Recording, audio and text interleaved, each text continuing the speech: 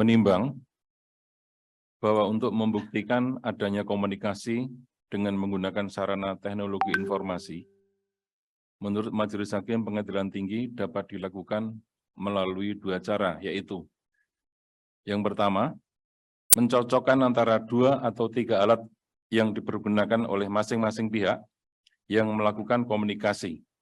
Sebab dengan cara ini dapat dipastikan bahwa sumber informasi benar berasal dari alat komunikasi yang satu dengan alat komunikasi yang lain. Hal ini menjadi penting oleh karena dengan kecanggihan teknologi, nomor WhatsApp dapat di-cloning, sehingga kalau hanya melihat alat komunikasi penerima, maka keadaan ini dapat menjadi keliru.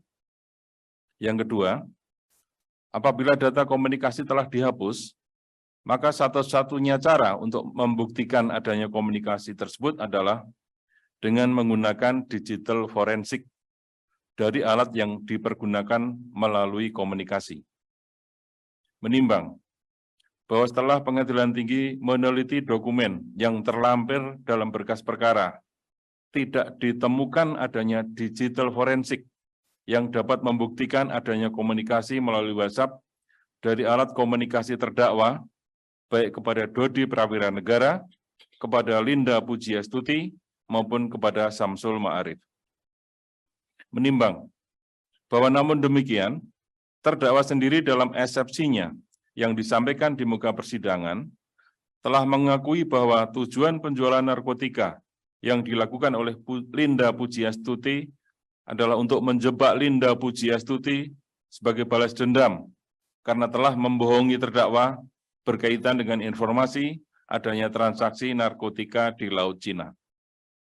Menimbang bahwa dengan adanya pengakuan oleh terdakwa sendiri untuk menjebak saksi Linda Pujiastuti, apabila dihubungkan dengan fakta-fakta persidangan lainnya, sebagaimana telah diuraikan dalam putusan pengadilan tingkat pertama, dan alasan untuk menjebak saksi Linda Pujiastuti yang tidak disertai dengan penangkapan saksi Linda oleh terdakwa setelah menjual narkotika dan atau oleh aparat atas perintah terdakwa, membuktikan bahwa penjualan narkotika oleh Linda merupakan kehendak terdakwa. Menimbang bahwa mengenai memori banding lainnya dari penasihat hukum yang telah disampaikan dalam pembelaan dan duplik telah dipertimbangkan secara tepat dan benar oleh pengadilan tingkat pertama. Sehingga untuk menghindari pengulangan pertimbangan hukum, maka pengadilan tinggi mengambil alih pertimbangan hukum tersebut dan menjadikannya sebagai pertimbangan hukum sendiri dalam mengadili perkara ini pada tingkat banding. Menimbang bahwa mengenai memori banding dari penuntut umum yang pada intinya berpendapat bahwa pidana yang dijatuhkan kepada terdakwa tidak memberikan efek jera, baik bagi pelaku tindak pidana maupun bagi calon pelaku tindak pidana, akan menjadi bagian dari pertimbangan tentang alasan yang meringankan dan yang memberatkan terdakwa. Menimbang bahwa mengenai lamanya pidana yang dijatuhkan terhadap terdakwa, menurut pendapat Majelis Hakim tingkat banding telah memenuhi prinsip pemidanaan yang bersifat imperatif memaksa dan sekaligus juga bersifat preventif edukatif, serta cukup adil dan setimpal dengan perbuatan terdakwa yang sebagaimana telah dipertimbangkan dengan baik oleh Majelis Hakim tingkat pertama. Menimbang bahwa berdasarkan pertimbangan-pertimbangan tersebut, putusan Pengadilan Negeri Jakarta Barat nomor 96/Pitssus/2023/PN Jakarta Barat tanggal 9 Mei 2003 tersebut dapat dipertahankan dan dikuatkan. Menimbang bahwa oleh karena dalam perkara ini terdakwa telah dikenakan penangkapan dan penahanan yang sah, maka masa penangkapan dan penahanan tersebut harus dikurangkan seluruhnya dari pidana yang dijatuhkan.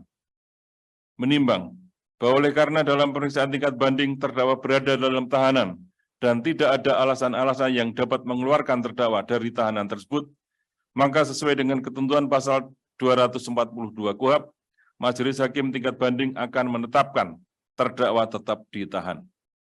Menimbang bahwa oleh karena terdakwa dinyatakan bersalah dan dijatuhi pidana, maka kepadanya dibebankan untuk membayar biaya perkara dalam kedua tingkat pengadilan yang jumlahnya sebagaimana disebutkan dalam amar putusan ini. mengingat Pasal 114 ayat 2 Undang-Undang Republik Indonesia Nomor 35 Tahun 2009 tentang narkotika, junto Pasal 55 ayat 1 ke 1 KUH Pidana, Undang-Undang Nomor 8 Tahun 1981 tentang KUH Pidana, Kitab Undang-Undang Hukum Acara Pidana, dan peraturan perundang-undangan lainnya yang berhubungan dengan perkara ini, mengadili menerima permintaan banding dari terdakwa dan penuntut umum. 2. Menguatkan putusan Pengadilan Negeri Jakarta Barat nomor 96 Pitsus 2023 garing PN Jakarta Barat tanggal 9 Mei 2023 yang dimintakan banding tersebut. Menetapkan terdakwa tetap dalam tahanan, membebankan terdakwa untuk membayar biaya perkara dalam kedua tingkat pengadilan yang untuk tingkat banding sejumlah Rp5.000.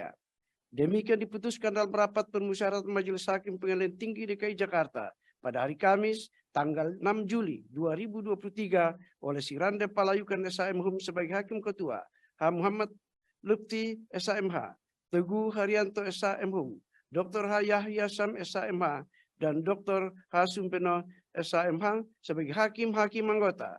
Putusan tersebut pada hari itu juga diucapkan dalam sidang yang terbuka untuk umum oleh Ketua Majelis dengan dihadiri oleh hakim-hakim anggota tersebut, dibantu oleh Sopan Girsang SHMH, panitera pengganti pada pengadilan tinggi tersebut, tanpa dihadiri oleh penuntut umum, terdakwa maupun penasihat hukum terdakwa.